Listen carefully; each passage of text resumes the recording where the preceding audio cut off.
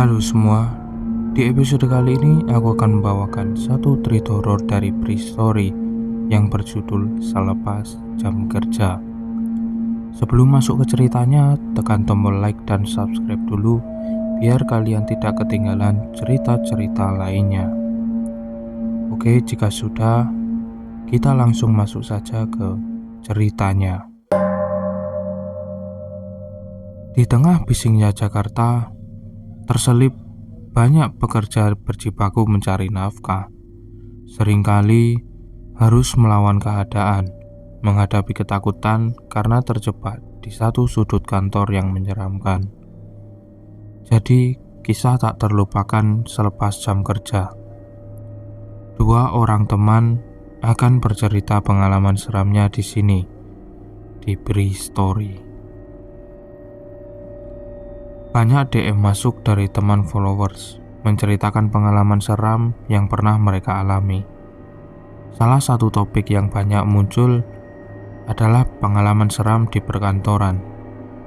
Jadi, malam ini gue akan memberi ruang kepada dua teman, Seno dan Restu, untuk bercerita tentang kejadian mengerikan yang mereka alami ketika sedang bekerja di kantornya masing-masing.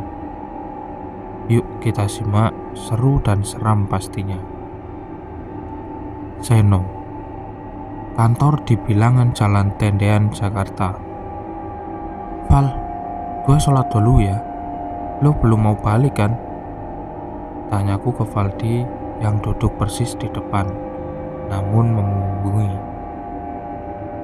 Ya, masih belum beres nih, jawab Valdi dengan mata tetap melihat monitor. Ya sudah, mendengar itu aku lantas melangkah menuju lift, turun ke basement untuk sholat isya. Sudah jam 8 lewat, lantai 5 sudah nyaris kosong. Hanya tinggal aku, Valdi, dan Pak Hendro security. Di dalam lift, aku juga sendirian. Benar-benar sudah sepi. Kantorku ya begini, jam 6 sore hampir seluruh karyawan sudah bergegas pulang, kecuali yang memang masih ada pekerjaan yang harus diselesaikan, seperti aku dan Valdi kali ini. Lantai lainnya juga begitu. Sudah sepi semua. Aku tahu, karena lift yang aku tumpangi langsung meluncur turun menuju basement tanpa berhenti. Sesampainya di bawah, aku langsung menuju musola, berwudu lalu sholat isya. Sama juga, musola juga sudah sepi, sama sekali gak ada orang. Setelah selesai sholat, aku merebahkan tubuh sebentar, meluruskan tulang punggung, dan melemaskan otot yang kaku karena seharian bekerja. Gak lama, mungkin hanya setengah jam saja di musola. Sedikit lagi jam 9, aku lalu bergegas kembali ke meja untuk menyelesaikan pekerjaan. Sama situasinya seperti turun tadi. Ketika naik pun, suasananya sangat sepi. Tambah semakin sepi malah. Gerakan lift ke atas menimbulkan suara yang bila siang hari gak akan kedengaran. Tanpa hambatan, aku langsung sampai di lantai 5. Keluar dari lift, aku berpapasan dengan Pak Hendro. Mas Seno, gantian saya sholat dulu sebentar ya, begitu katanya. Iya Pak, silahkan. Kemudian aku masuk ruangan. Ruanganku ini cukup besar dan lapang. Ruang kerja untuk sekitar 30 orang. Ruang besar yang bentuknya memanjang, dipenuhi oleh meja-meja kerja dan komputer. Ketika aku melangkah masuk, sebagian lampu sudah mati. Hanya 2 atau 3 lampu yang masih menyala. Ruangan menjadi redup. Aku juga melihat Valdi masih duduk di kursinya, tapi dalam posisi menunduk. Kami berdua memang duduk di paling pojok ruangan. Mejaku berjarak 2 meja di belakang Valdi. Mejaku tepat berada di depan ruang meeting. Ruangan berdinding kaca. Dengan begitu, aku bisa melihat ke dalam dengan leluasa. Walaupun sudah gelap, tapi aku masih bisa melihat ke dalam ruang meeting dengan bantuan sedikit cahaya dari luar. Dan juga pintunya terbuka pula. "Belum beres, Val?" tanyaku ketika sedang persis lewat di samping meja Valdi yang sedang menundukkan kepala di atas kedua tangannya di atas meja. Valdi nggak menjawab. Sepertinya dia lagi istirahat sebentar. Begitu pikirku dalam hati. Aku lalu duduk dan kembali melanjutkan pekerjaan. Gak berani menegur Valdi lagi. Karena sepertinya dia kecapean sampai tertidur di mejanya. Setelah itu, aku benar-benar larut, konsentrasi, dan fokus menyelesaikan laporan yang harus diserahkan besok pagi.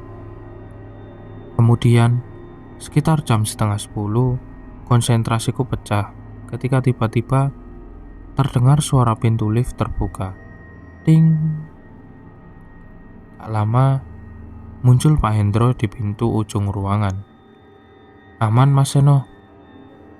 Pak Hendro, kirain siapa, Pak? "Aman, Pak, aman," jawabku.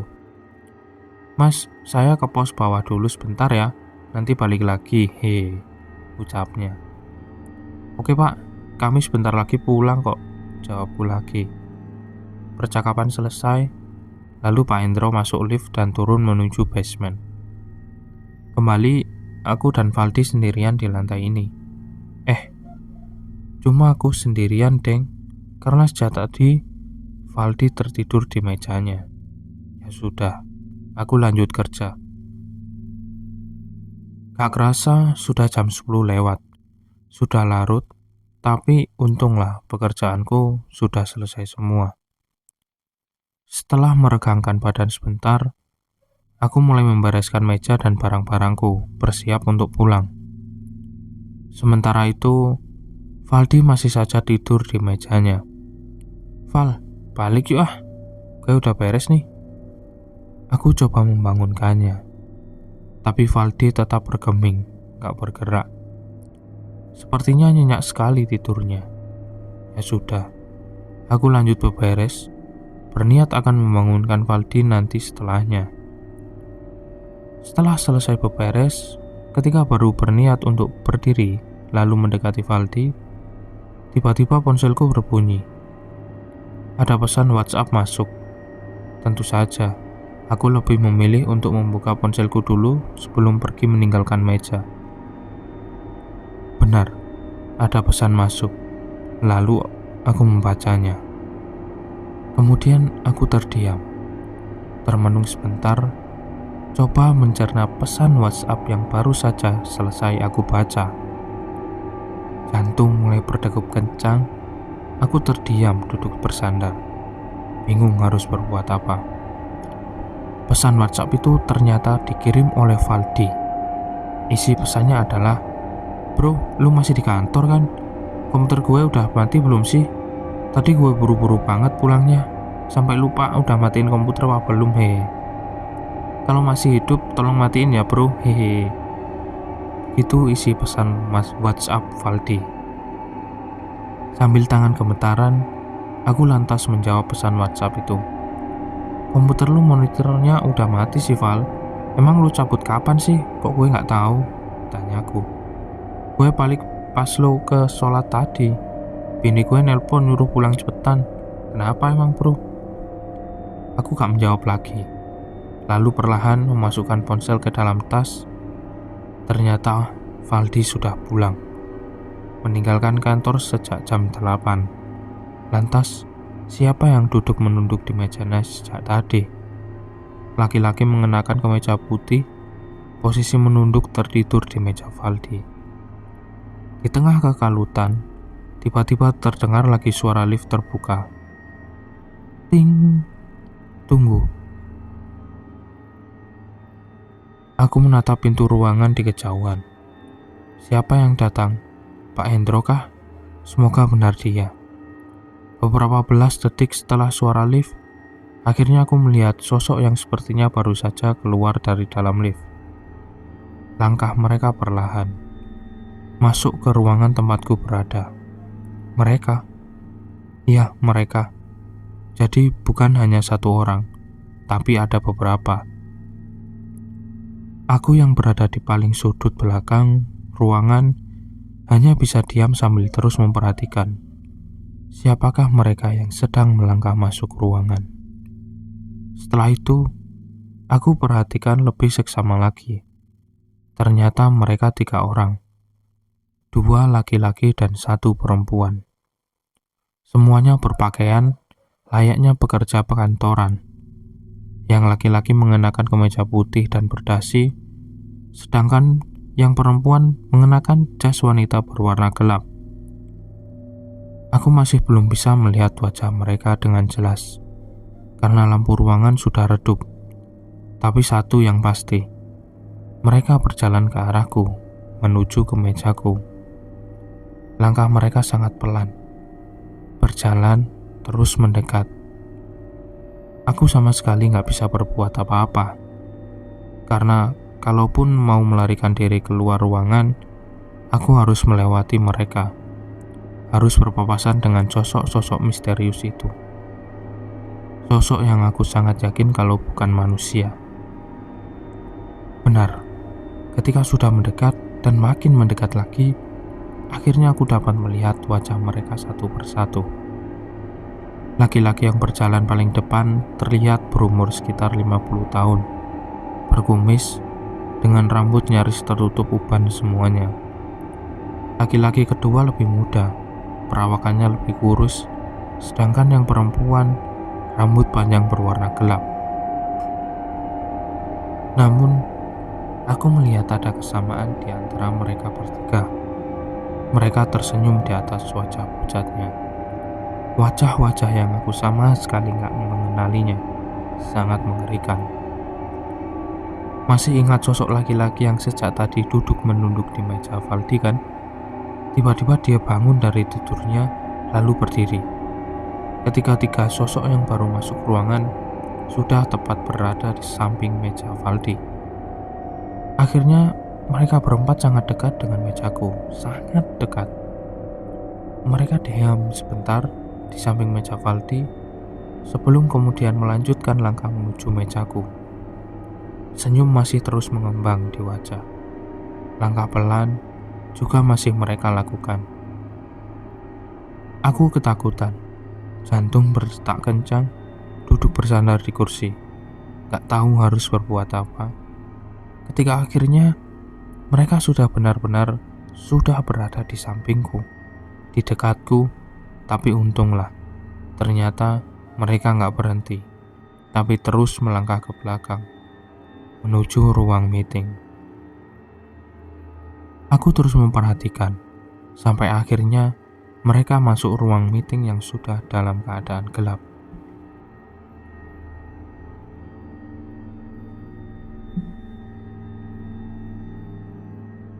Beberapa detik kemudian, aku baru tersadar kalau inilah saat yang tepat untuk meninggalkan ruangan. Sontak aku meraih tas lalu langsung bergegas melangkahkan kaki, meninggalkan meja menuju pintu keluar. Belum juga sampai pintu, tapi rasa penasaran masih memenuhi isi kepala. Lalu aku menoleh ke belakang, ke ruang meeting. Ternyata ruang meeting kosong. Sosok-sosok hantu itu gak kelihatan sama sekali. Semakin cepat aku melangkah keluar ruangan, menuju lift, turun ke lantai dasar. Selesai. Di basement, aku bertemu dengan Pak Hendro. Iya mas, Valdi kan sudah pulang pas tadi mas Seno turun sholat. Makanya, saya bingung. Kok tumben-tumbenan mas Seno mau kerja sendirian sampai malam, he? Begitu kata Pak Hendro ketika aku menanyakan tentang Valdi.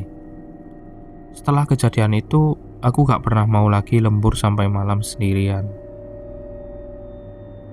Aku Restu, wanita pekerja yang berkantor di wilayah Menteng, gak jauh dari Taman Menteng. Aku bekerja di perusahaan yang bergerak di bidang telekomunikasi. Ini sejak tahun 2013. Kantorku nggak berbentuk gedung bertingkat seperti perkantoran pada umumnya, tapi rumah besar 2 lantai dan memiliki basement sebagai tempat parkir. Walaupun bentuknya rumah, tapi termasuk bangunan yang sangat besar. Luas, tanahnya juga besar. Ada 2 bangunan utama sebagai kantor. Dua-duanya berukuran besar. Dua-duanya terdiri dari 2 lantai. Tapi hanya bangunan pertama yang memiliki basement. Bangunan pertama sudah berbentuk bangunan modern, sudah dipugar, sedangkan bangunan kedua masih berbentuk gedung tua, tapi masih kelihatan kokoh. Bangunan kedua ini agak menyeramkan. Ruanganku berada di bangunan pertama, bangunan utama. Nah, apabila harus menuju ke bangunan 2, kami harus berjalan kaki dulu melalui basement, menyusurinya dari ujung depan sampai ujung belakang. Baru kemudian naik tangga untuk menuju gedung tua. Cukup jauh jalan yang harus ditempuh, dan juga cukup seram. Oh iya, aku paling malas kalau harus mengunjungi ruang accounting. Kenapa? Yang pertama, ruang accounting berada di gedung kedua, dan paling ujung pula. Untuk ke sana, aku harus melewati basement gedung 1, kemudian di gedung 2 harus melewati lorong bawah yang di atasnya ada gedung. Lorong ini sudah cukup menakutkan, walaupun hari masih siang. Kedua, menuju ruang accounting ini harus melewati banyak ruang kosong, seperti gudang yang jarang dibuka pintunya, agak menakutkan. Begitulah, waktu awal-awal kerja, aku seringkali mendengar cerita dari teman kantor mengenai keanggaran gedung kantor ini.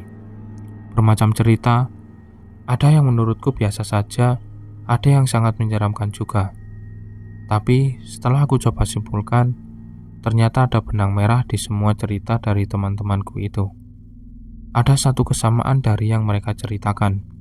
Nyaris semuanya pernah melihat atau minimal merasakan kehadiran sosok perempuan berambut panjang.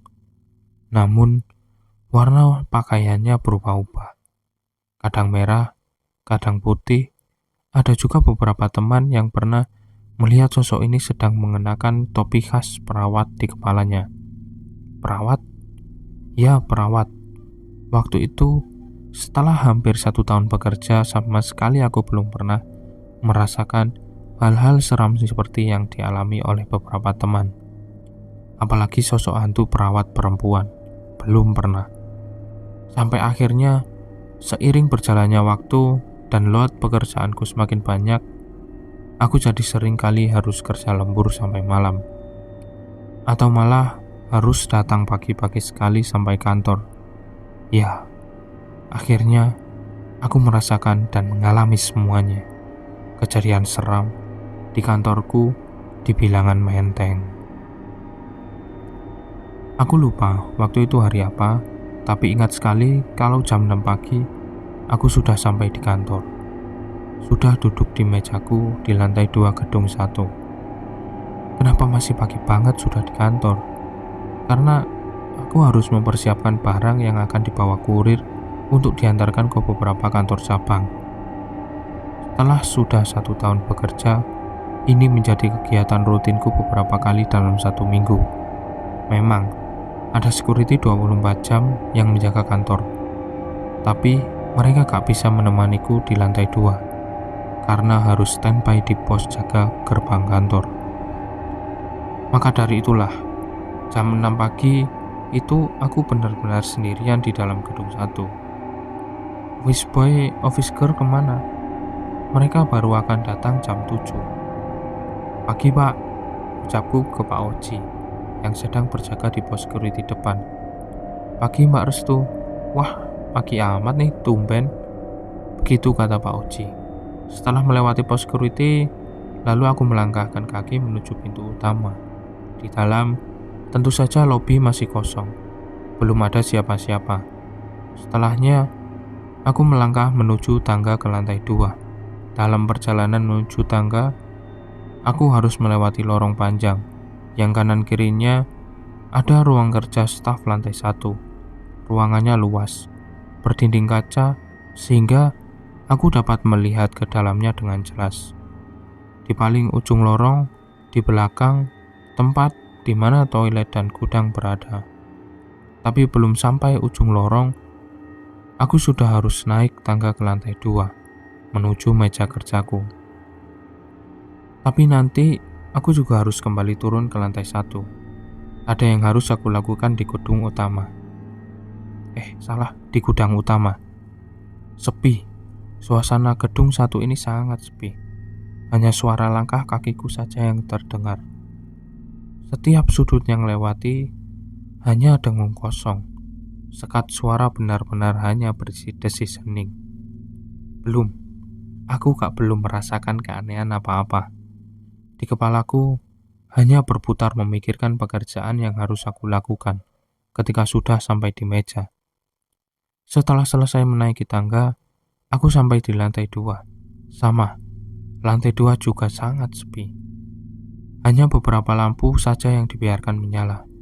Aku nggak ada waktu untuk menyalakan semua lampu. Lantas, membiarkan saja semua seperti itu. Singkatnya, setelah berada di meja, aku langsung mengerjakan pekerjaan. Tapi, ternyata hanya sekitar 15 menit saja duduk di depan komputer. Setelah aku harus turun ke lantai 1. Setelah itu, aku harus turun ke lantai 1 menuju gudang.